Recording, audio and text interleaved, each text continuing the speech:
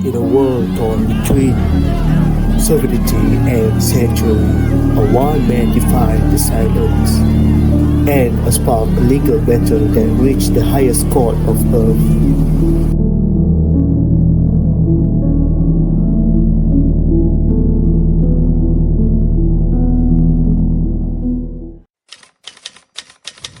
A rebel with an idea. In October 1948, Haya joined a failed uprising against the Peruvian government. It was quick, it was crushed, and now he was fugitive in his own country. The story begins in the smoke and shadows of political unrest. Peru, 1948, Peru raped by a pebble. Victor Rojas de la Torre, student leader, political thinker, and founder of the American Popular Revolutionary Alliance, becomes the voice of resistance.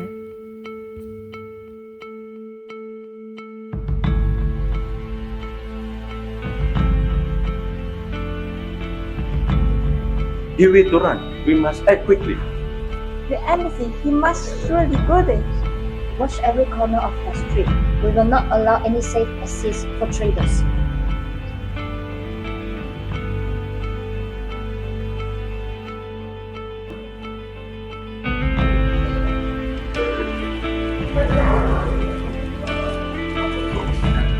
He's coming, there's no doubt. Are we going to offer him asylum at this embassy? Well, that's the international tradition demand. But I don't think that the Peru government will do nothing about it.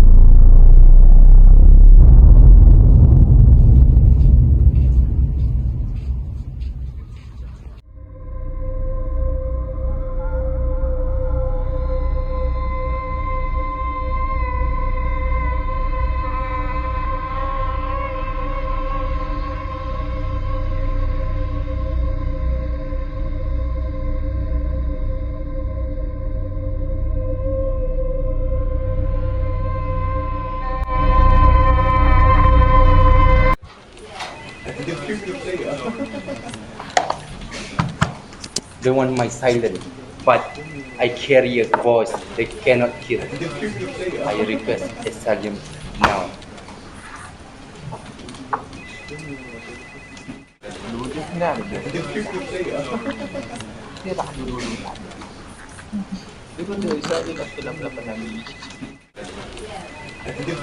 Close the gates. Let us begin a diplomatic protocol. He is our under protection. Thank you.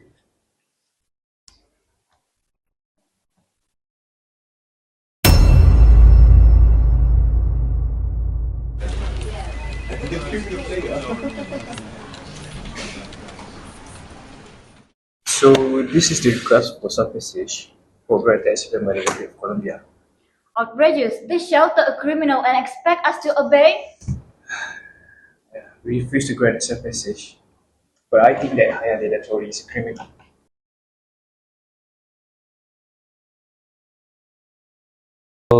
Violates every tenet of our shared traditions.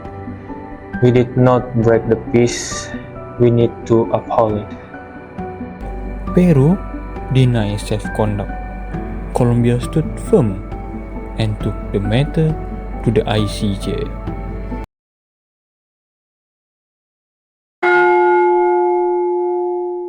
All stand, this is International Court of Justice is now in season. This is the case Peru versus Colombia in the matter of diplomatic asylum.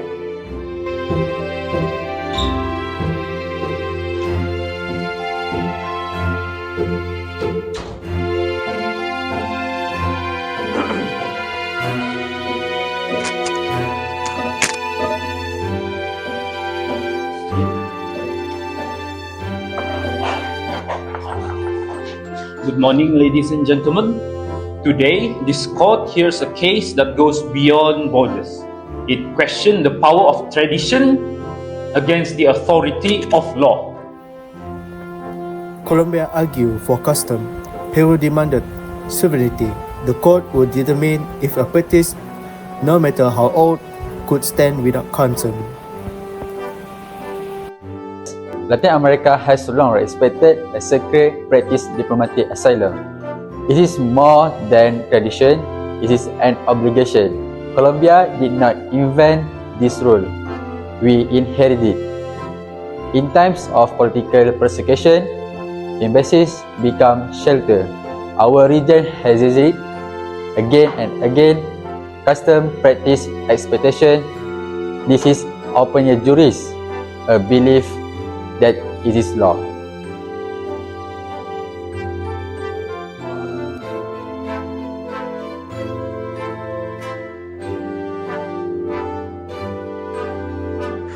With respect, custom cannot be declared by one state alone. Peru never agreed to Colombia interpretation. This is not custom, it's convenience. Here's the document.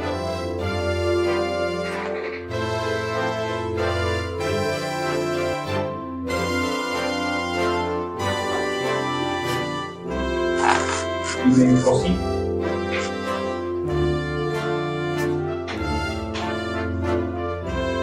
Colombia seeks to impose its judgment over ours on our territory.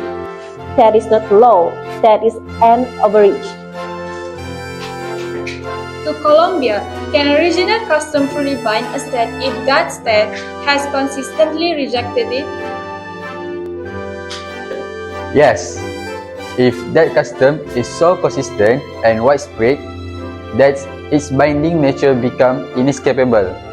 That is how customary law was born, through practice, not paperwork. But there is no consensus. Peru has always opposed unilateral declaration of asylum. Colombia's position is one side, not regional.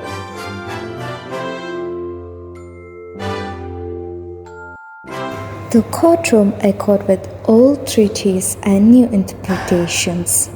The past was weighed, the law was tested. Custom, consent, conflict. The court's decision would shape more than one man's fate. It will shape how nations understand law itself.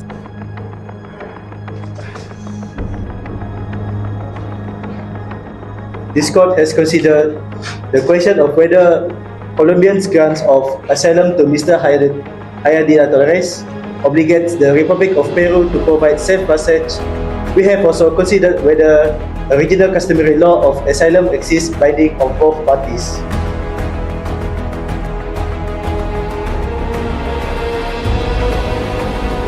The court finds that for custom to become law, it must be a constant and uniform usage accepted as law. In this case, Colombia has not demonstrated that such as a custom is binding upon Peru. So, there is no evidence of a consistent regional practice that Peru has accepted as a legal obligation. Accordingly, the court rules that Colombia's unilateral qualification of asylum is not binding on Peru. So, the court cannot compel Peru to grant safe passage. Thank you, ladies and gentlemen.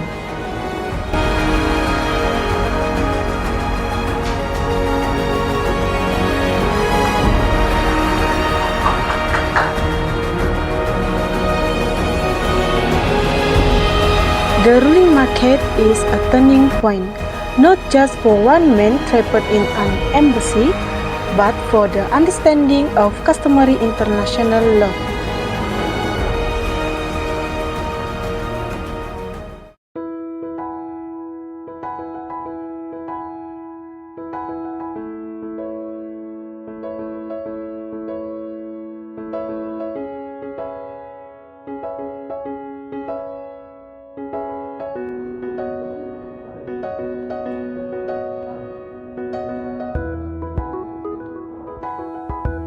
One.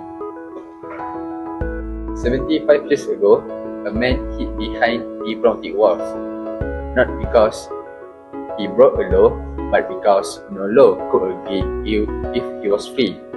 Well, he planned to go. Colombia followed a moral obligation. In Latin America, Asylum was a sacred principle. But Peru never agreed to that rule. No agreement, no obligations, that sovereignty. Yet, higher territory was kept. He wasn't threatened by practice or court, only by time. Exactly. ICJ drew a legal line, but highest life was caught between lines. That's the tension. Law versus justice, custom versus concern. Now, tell me student, should custom alone ever bind a nation, or we must always choose concern over tradition? So, which one do you think, guys?